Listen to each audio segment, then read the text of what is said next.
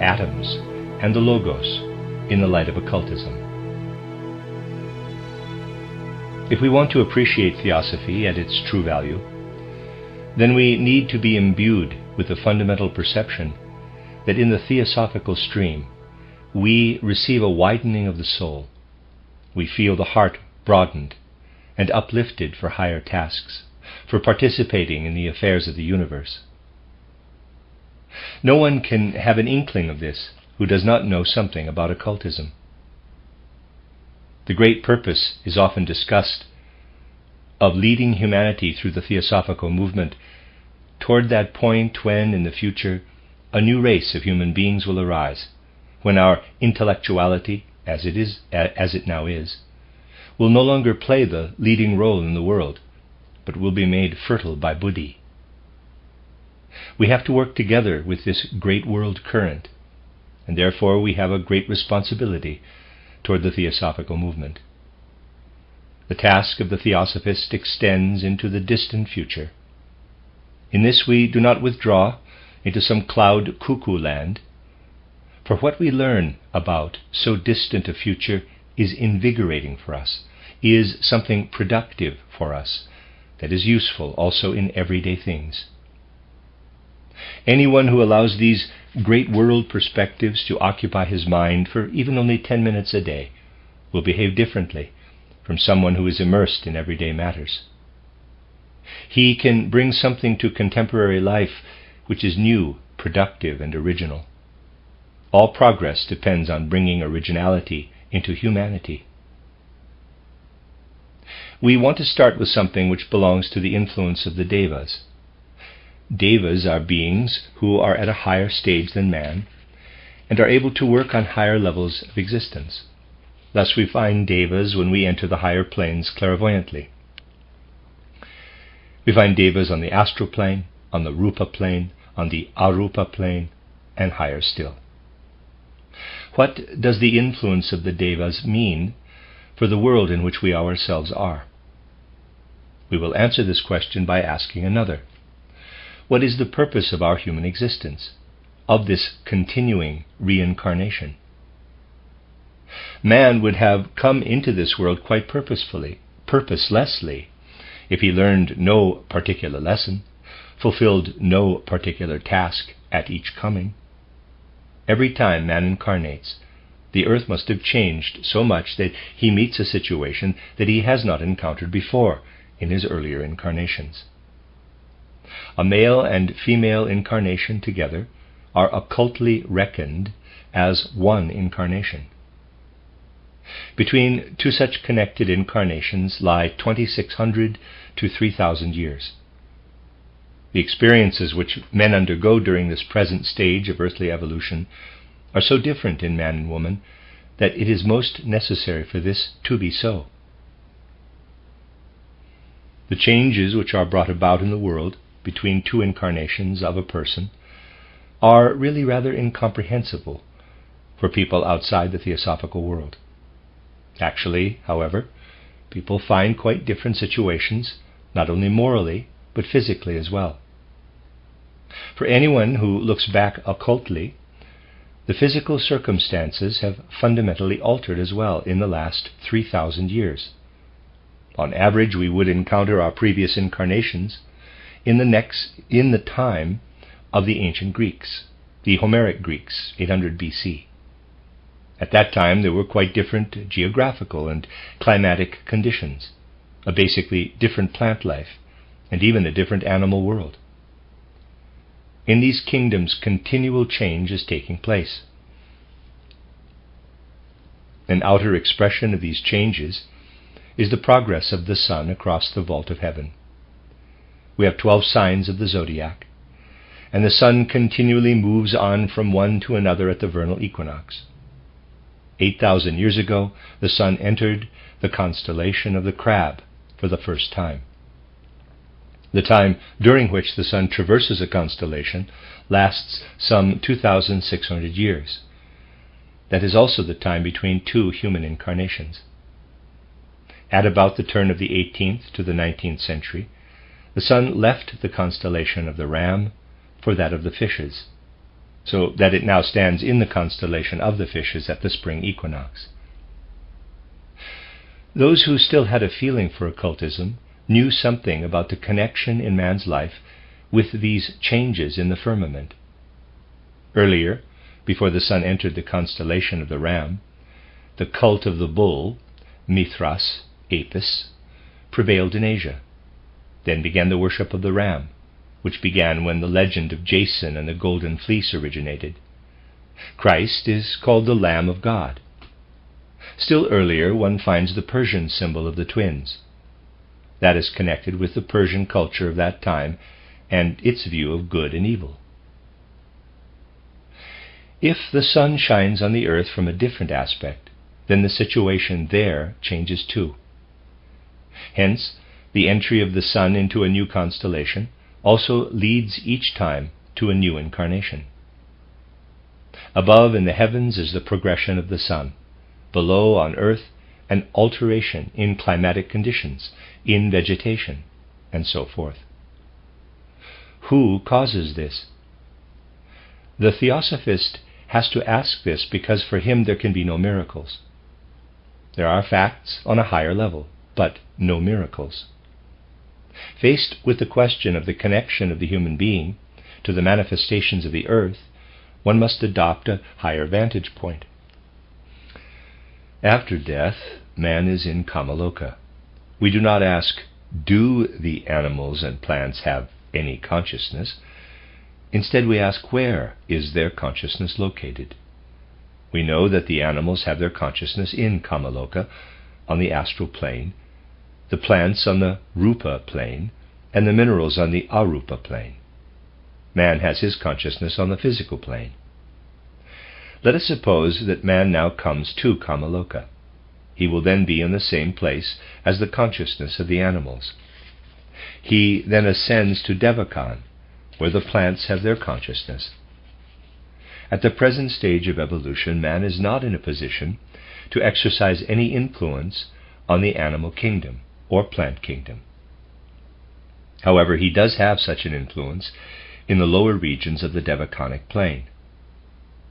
His companions there are all those who possess a Devakanic consciousness.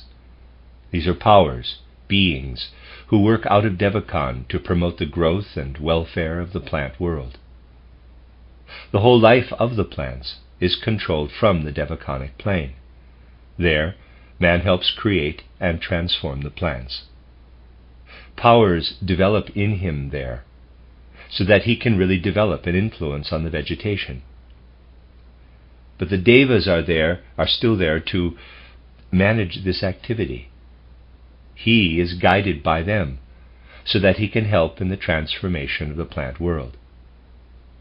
He makes use in Devakan of the powers he has gathered in incarnation to reshape the plant world. As man's life forces alter during his time in Devakan, so does he participate in changing the vegetation on earth. From Devakan, man actually changes the surroundings that grow about him. By remaining a long time in Devakan, man also helps transform the physical forces. If one goes back 1,000,000 years in Germany, one finds volcanic mountains still there, and the Alps as low undulating hills. The subsequent changes were brought about by man working from the Arupa plane, so that he would meet with suitable physical configurations in Europe later on. The activity of man in the universe is the inner aspect of what we see outwardly in the environment. Now we come to what will influence transformation in the world from a still higher plane and in another form. One often reads about the Logos streaming down from above and asks oneself how this is to be conceived, how one can come to a conception of the Logos, to a conception that is something more than a mere word. We will now examine the connection between the Logos and the smallest particles. I will give you a description, not speculations, of the results of very ancient occult research, as they have been handed down and worked upon specifically in the occult schools of Germany, especially from the 14th century onward. If we meditate on the atom, what strikes us is that it is a very tiny thing. Everyone knows that this small thing, called the atom, has never been seen through any kind of microscope, no matter how sophisticated. Yet occult books give descriptions and pictures of the atom. Where were these pictures obtained? How can one, as an occultist, now know anything about the atom? Now just imagine it to be possible to make an atom grow continually bigger and bigger until it was as big as the earth. One would then discover a very complicated world. One would perceive many movements, different kinds of phenomena within this small thing. Keep in mind this analogy of the atom being enlarged to the size of the earth. If it were actually possible to enlarge the atom to that extent, we would be able to observe every single process in it. Only the occultist is in a position to enlarge the atom so much and to contemplate its interior. Let us next look at the range of human motives on earth, beginning with the lowest human levels of development, with the instincts and passions, rising to moral ideals and religious communities, and so on. We will then see that human beings are, as it were, spinning threads between each other, which weave from person to person, forming continually higher associations, the family, the tribe, and further ethnic and political groups, and finally religious communities. In this, the activity of higher individualities comes indeed to expression. Such associations have sprung up out of the springs and wells of pure universal wisdom through a religious founder. All religions agree in the deeper sense because they have founders who belong to the great lodge of the masters. There is a particular white lodge which has 12 members, of whom 7 have a special influence, and these 7 indeed founded religious groupings. Such were the Buddha, Hermes, Pythagoras, and so on. The great plan for the whole of human evolution has actually been spiritually devised in the White Lodge, which is as old as humanity itself. A coordinated plan for the guidance of all human progress confronts us here. All other associations are only subordinate branches. Even family groupings, etc., are all linked up in the great plan which leads up to the lodge of the masters. There the plan according to which all mankind develops is spun and woven. Let us follow all that subsequently happens. Now we must first become acquainted with a particular plan, namely the plan for our earth. Let us contemplate the 4th round of the earth in which we now are. It is intended to humanize the mineral kingdom. Think how human understanding has already transformed the mineral world, for example, Cologne Cathedral and modern technology. Our humanity has the task of transforming the whole mineral earth into a pure work of art. Electricity already points for us into the occult depths of matter. When, out of his inner being, man has restructured the mineral world, the end of our earth will then have arrived. The earth is then at the end of its physical evolution. The particular plan by which the mineral world will be reshaped exists in the lodge of the masters. This plan is already finished, so that if one studies it, one can see what is yet to come by way of wonderful buildings, wonderful machines, and so on. When the earth has reached the end of the physical globe state, the whole earth will have an inner structure, an inner articulation, given to it by man himself, so that it will have become a work of art, as planned by the masters of the White Lodge. That accomplished, then the whole earth will pass over into its astral state. That is something comparable to when a plant begins to fade. The physical vanishes, everything goes into the astral.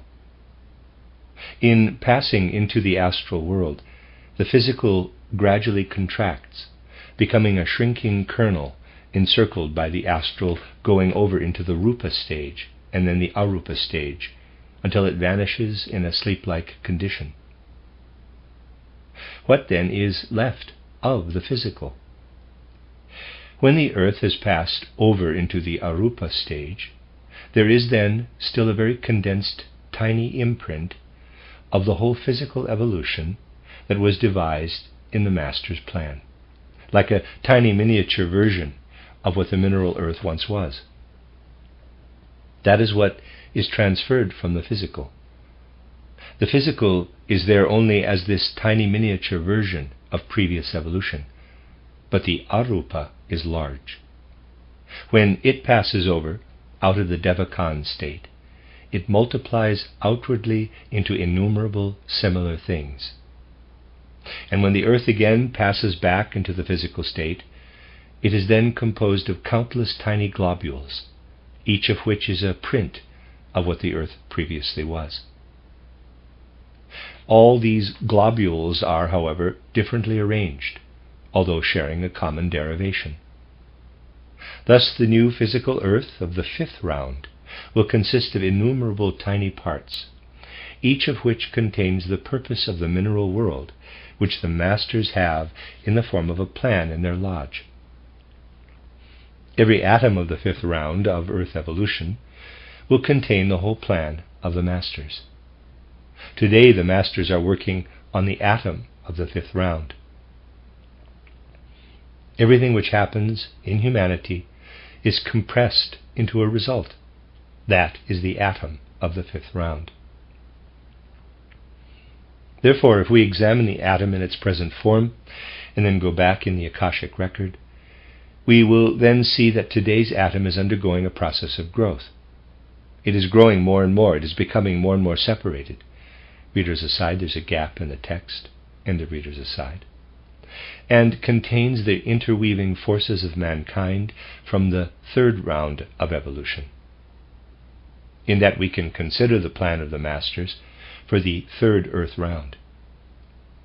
What is at first entirely external becomes quite inward, and in the smallest atom we see mirrored the plans of the Masters. These tiny particular plans are nothing else than a piece of the whole plan for humanity. If one thus considers that the plan of one round is the atom of the next round, then one can see the pattern of the great universal plan. The great universal plan develops in continually higher stages to beings who have continually higher plans for world development. When we contemplate this plan, we arrive at the third logos. The logos is thus continually slipping into the atom. First it is outside and becomes the blueprint for the atom, and then the atom becomes an image of this plan. The occultist simply notes the plan from the Akashic record for the earlier rounds, and so studies the atom. Now, from where do the higher beings obtain this plan? We find an answer to this if we consider that there are still higher stages of evolution where the plans are devised. That is where world evolution is worked out. These higher stages are indicated to us by the ancients. For instance, by Dionysius, the pupil of the Apostle Paul, and also by Nicolaus Cusanus. His perception was, higher than all knowledge and perception is the lack of perception. But this unknowing is a higher knowing, and this lack of perception is a higher perceiving. When we stop looking at what we hold in our thinking and concepts of the world, and turn ourselves to what wells up, to our inner powers, then we find something still higher. The Masters can weave the third logos because they have ascended still higher than the nature of thinking. When the higher powers are developed, then in such beings, thought appears as something different. It then corresponds to our spoken word with us. The thought which constitutes the innermost being of the Masters can itself be the expression of a higher being.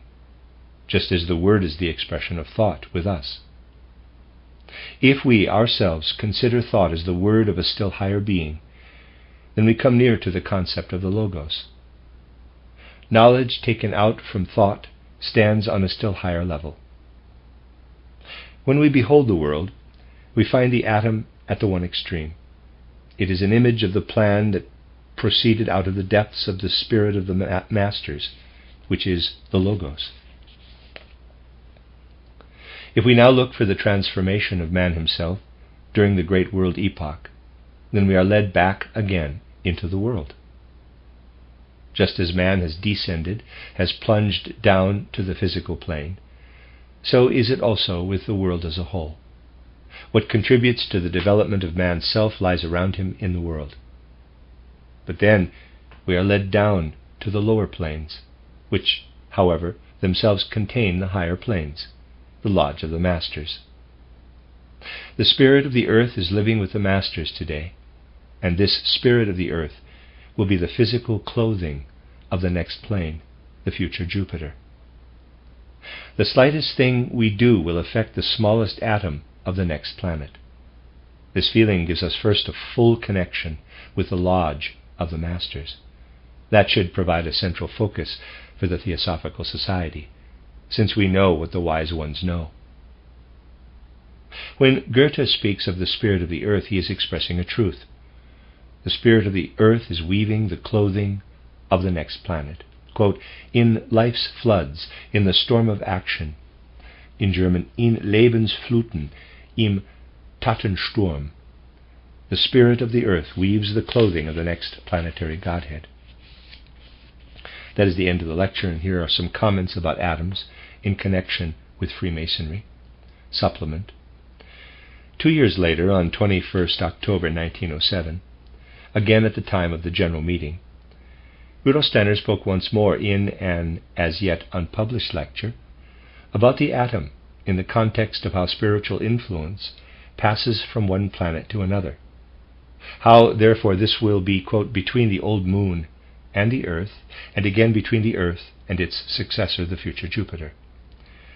This lecture is to be published in German in volume 101 of Rudolf Steiner's complete works. The relevant extract runs as follows. You all know that the earth is guided in a particular way by the so-called White Lodge, in which highly developed human individualities and individualities of a still higher kind are combined. What do they do there? They work. They lead the evolution of the earth. While leading this evolution, they are devising a quite specific plan. It is really the case that during the evolution of each planet, a specific plan is worked out by the guiding powers. While the earth is evolving, plans for the atom, for the evolution of Jupiter, which succeeds the earth, are drawn up in the so-called White Lodge of the earth. The plan is worked out in full detail. Therein lies the blessing and salvation of progress, in that it is undertaken in harmony with this plan. Now, when a planetary evolution comes to its end, thus when our earth has completed its present planetary cycle, then the masters of wisdom who harmonize perceptions will be ready with the plan that they have to work out for the Jupiter cycle.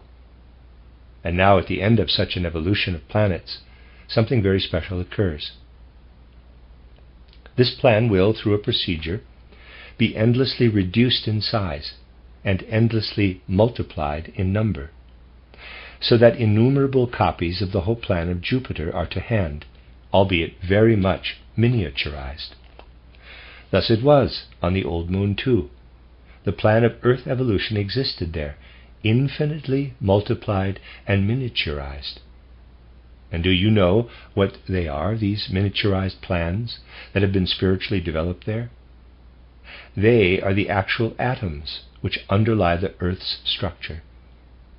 And the atoms which will underlie the Jupiter planet will also be the plan, reproduced in the smallest possible unit, the plan which is now being worked out in the guiding White Lodge. Only he who is aware of this plan can indeed know what an atom is. If you want to develop your knowledge of this atom, which underlies the earth. You will then, by exploring it, encounter precisely those mysteries which come from the great magi of the world. Naturally, we can now only speak by way of allusion about these things, but we can at least give something that will impart a concept of what is involved. The earth is composed of these, its atoms, in a specific way. Everything that exists, yourselves included, is composed of these atoms.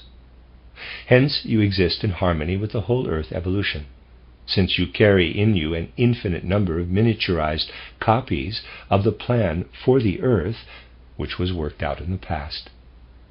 This plan for the earth could only be evolved in the previous planetary condition of our earth, the old moon. The guiding beings worked it out in harmony with the whole planetary development through old Saturn, old Sun, and old Moon. Now the point in question was to introduce something into this infinite number of atoms which would bring them into the right relationship with one another, which would arrange them in the right way. To introduce this was only possible for the guiding spirits of the moon, if, as I have often already said, they managed the evolution of the earth according to a very specific plan. The way the earth appeared again after the moon evolution was not at first really earth, but earth plus sun plus moon. A body such as you would have if you mixed the earth and the sun and the moon together to make one single heavenly body. That is how the earth was to begin with. Then first the sun separated itself, taking with it all those forces which were too thin, too spiritual for man, under whose influence he would have spiritualized himself far too quickly. If man had merely stayed under the influence of the forces which were contained in the joint sun-moon-earth body, then he would not have evolved downward toward physical materiality, and he would not have been able to attain to that consciousness of self, of ego, to which he had to attain.